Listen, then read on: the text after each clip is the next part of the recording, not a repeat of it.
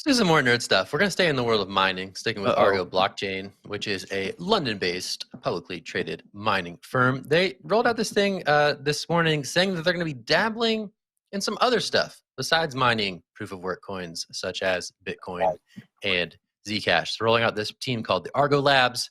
There's a brief mention of NFTs, Web3, DeFi. What it's going to look like is a bit unclear, but I thought it was interesting to see a Bitcoin mining firm diversify into some other aspects, some other arenas of the crypto space.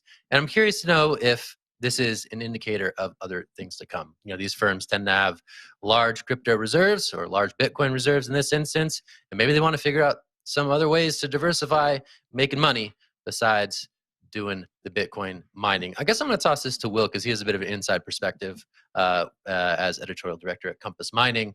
Not going to put you all on the spot, but just curious to know, like, is this diversification within the mining industry an aberration, or is this potentially a trend that we'll be seeing emerging here in 2022?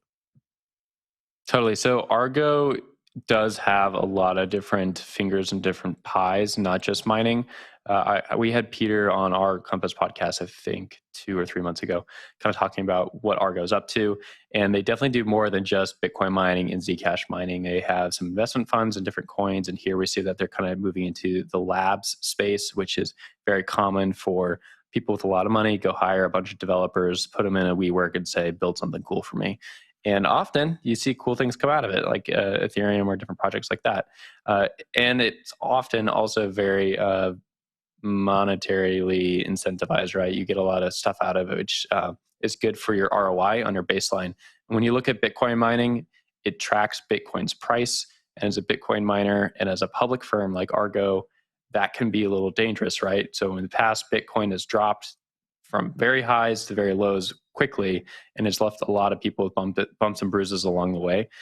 Bitcoin miners, especially these public ones, are more and more looking to kind of offset that risk by investing in different assets and in different classes of crypto and kind of hedge that downturn. So it's not very surprising to me to see Argo move even more in this direction. They're definitely like on the cutting edge of Bitcoin miners in terms of appreciation of different crypto assets, but it's definitely not surprising to me. I do have a question for George, though. What's your kind of takeaway on this? My understanding is that you're kind of more of a Bitcoin, not blockchain guy, and you want to kind of keep that purity within Bitcoin itself, but you often don't see miners do that because it's not profitable to only say Bitcoin all the time.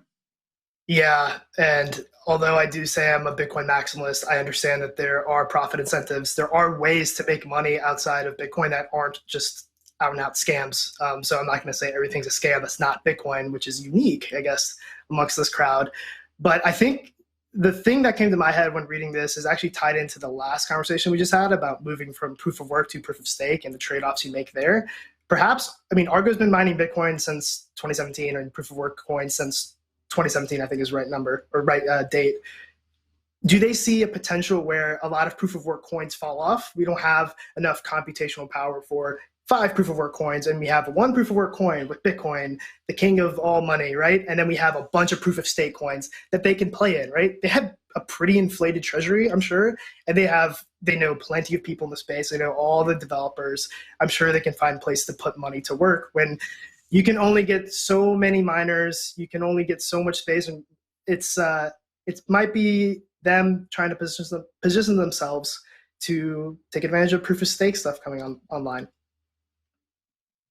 And it's free market, man. I mean, it's what they're going to do. And I mean, we've seen a lot of companies move that aren't Bitcoin companies or even blockchain companies who in the last year and a half or so have decided they want to get into the space. So it's not surprising that those companies within the space are also going to look into diversifying what it is that they do.